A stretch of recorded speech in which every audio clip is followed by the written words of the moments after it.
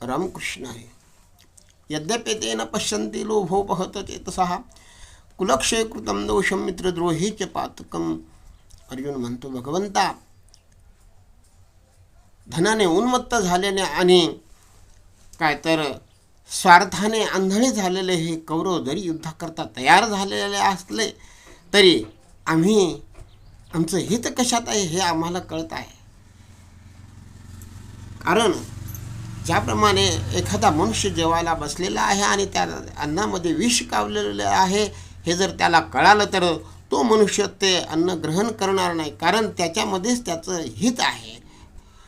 किंवा महामार्गाने एखादा मनुष्य जात आहे आणि तो रस्ता डोंगरातून आहे, अशा डोंगरातून जात असताना एखादा वाहक, सिंह, काही जर प्राणी आला तर आपण जाग्यावर थांबून त्या प्राण्याला काय तर समोरच्या डोंगरात जाऊ देणं हेच आपलं हिताचं आहे. किंवा दिवसा प्रवास न करता रातच्या प्रवास करण्याचं ठरवलं, परंतु तो मार्ग चोराचा आहे असं जर कळालं तर तो रात्रीचा प्रवास करू नये हे जर त्याच्यामध्ये हित त्याला कळालं तर तो प्रवास रात्रीचा करणार नाही. किंवा रस्त्याने चालत असताना अग्नी लागलेला आहे आणि तो अग्नी रस्त्यातून सुद्धा आहे, तर मग त्या रस्त्यानेच माणसांनी जावं का?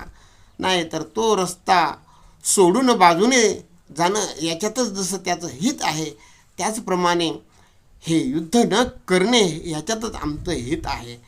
कारण त्यामुळे युद्धामुळे झालेलं जे काही पाप ते सर्व आमच्या माथा येऊन पडणार आहेत आणि हे पापामुळे काय तर तो आमच्यापासून दुरावसेल, त्यामुळे आमच्या जीवनामध्ये सर्व अनर्थ घडणार आहे. म्हणून आम्हाला आमचं हित कशात आहे अनहित कशात आहे हे आम्हाला कळतं आहे. म्हणून मी युद्धाला तयार नाही असे काय तर अर्जुन भगवंताला सांगत आहेत. तर ते दोष कशा प्रकारचे आहेत ते माऊलीने या दोषांचं या ठिकाणी वर्णन केलेलं आहे. तैसे दोष हे मूर्त अंगी वाजो असती पाहात, हे जाणताही केवी येत प्रवर्तावे.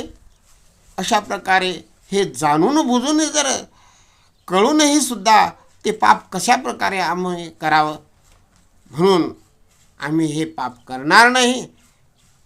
या ठिकाणी आजचा हाच एवढाच काय तर संदेश आहे. रामकृष्ण.